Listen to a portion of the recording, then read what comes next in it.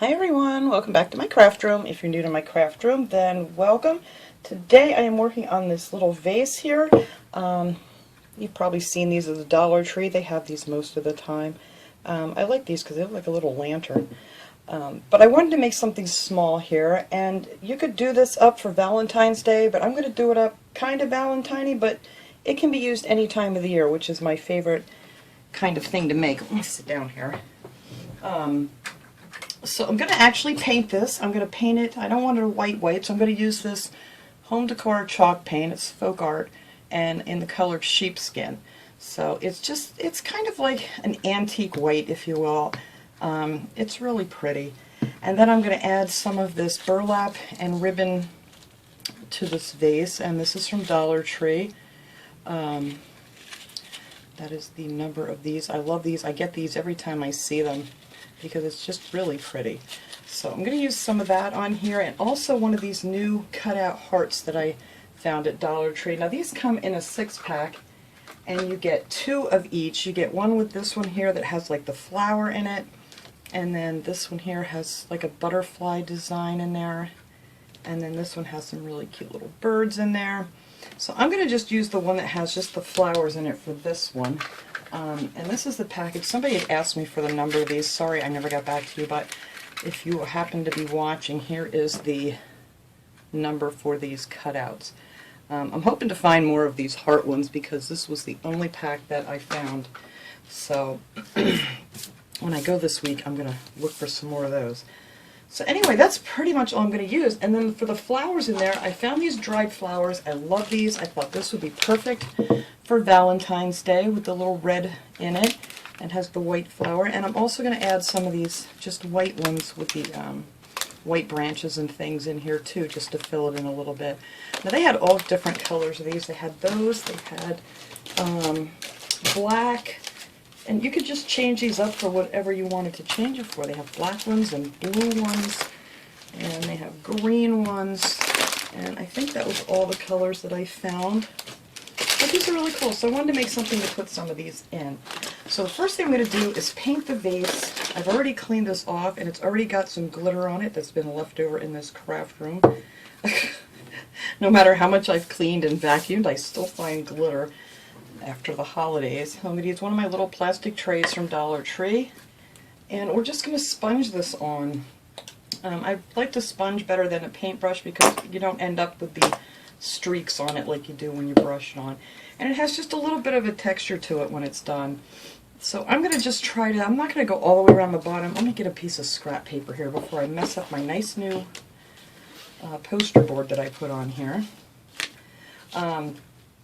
I'm probably just going to put one coat on the bottom, but the rest of it I'm going to do 2 coats just so it covers nicely. And this stuff stays really well. And then if you wanted to seal it when it's done, you could use like a clear spray. I like the cheap clear spray paint from Walmart. You could do that, or you could put on a couple coats of the dishwasher safe Mod Podge or something too. So I'm not sure what I'm going to put on this one. I may not do anything to it right away, but there's a lot of different options of things if you want to, you know, seal these really good. So I'm just going to sponge this on, and this is so easy to do. It takes like no time compared to, you know, brushing it on. And this goes on really well. And I like the chalk paint better than the acrylic for this because it just sticks to the glass so much better. I mean, you really have to scrape it to get it off if you want it off of the glass.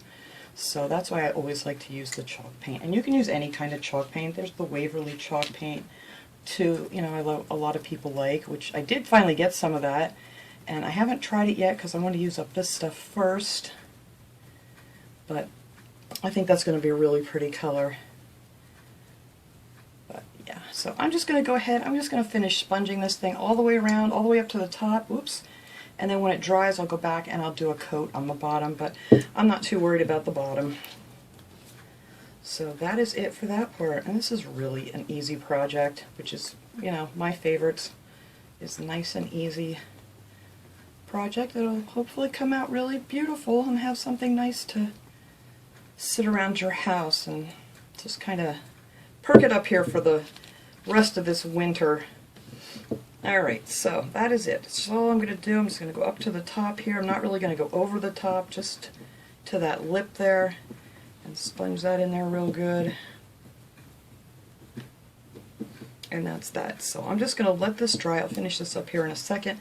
I'm going to let that dry, and then all we have to do when that is dry, I'm going to put the second coat on, and then we can just decorate.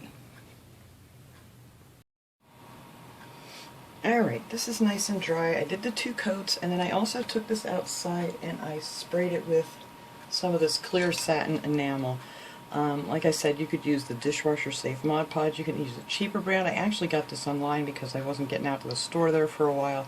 But the Walmart brand, or any cheap clear spray paint, works just as good on something like this. So I let that dry real good.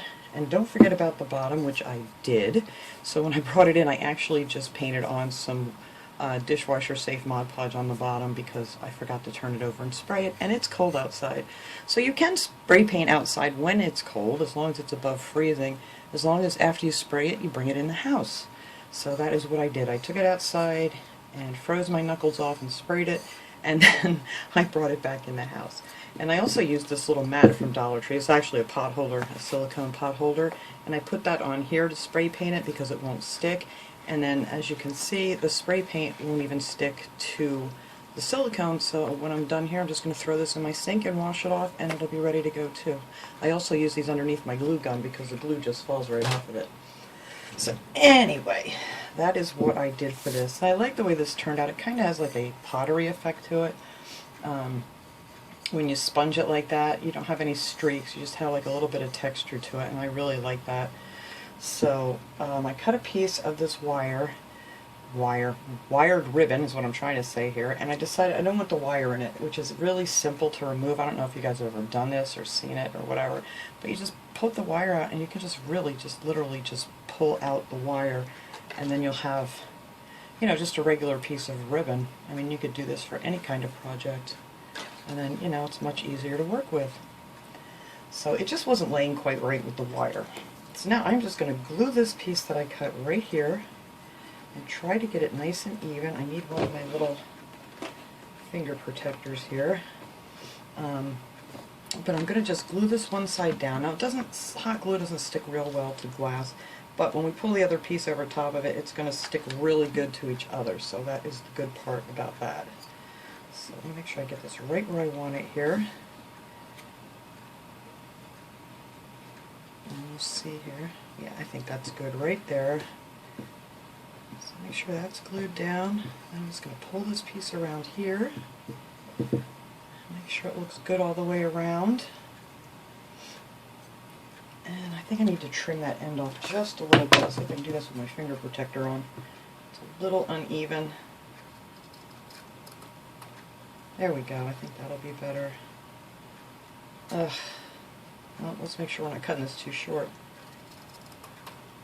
Yeah, that looks a little straighter. Alright. So then we're just going to pull this one over and glue it down on top of it. Now this will hold it really good because you're gluing it right on top of the other piece. So I pull it snug, try to get it nice and even.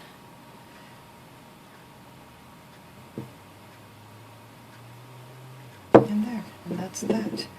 And that will be the ribbon. I wanted to use this because I figured this would be good for any kinds of flowers, any kind of anything really that you want to put in here. You can change it up for all the different seasons, and that's my favorite thing to do, is be able to change these things up. So after the Valentine's is over, you're not going to have to put it away.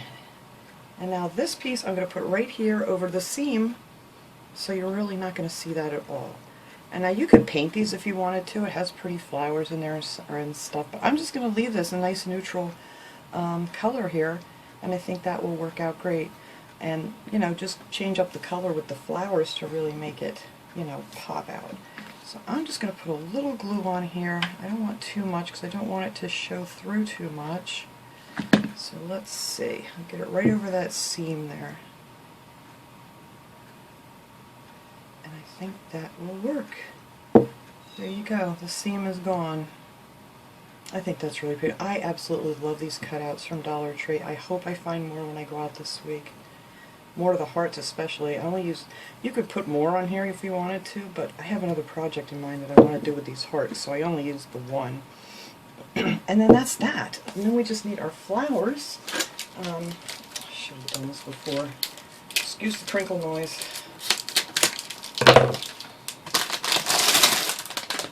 Get these out of here. And they have these bundled up really nice, so you know sometimes the flowers get really squished and everything. These are actually in pretty good shape.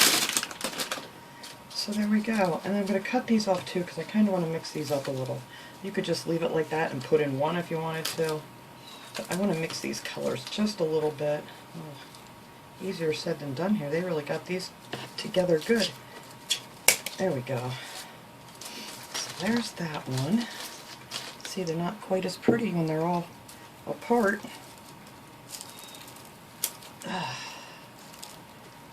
Wow, that's some really tight jute string. Alright, let's get this off of here now. Maybe I'd be better off trying to just untie it, because it's really kind of hard to get underneath. There we go. Can't say they didn't get those together good enough. Alright, and all these are little separate things. I kind of thought it was one big kind of a bushy thing here. So I'm just going to mix these up here. I'm going to put some of these white ones back here, maybe a couple behind it.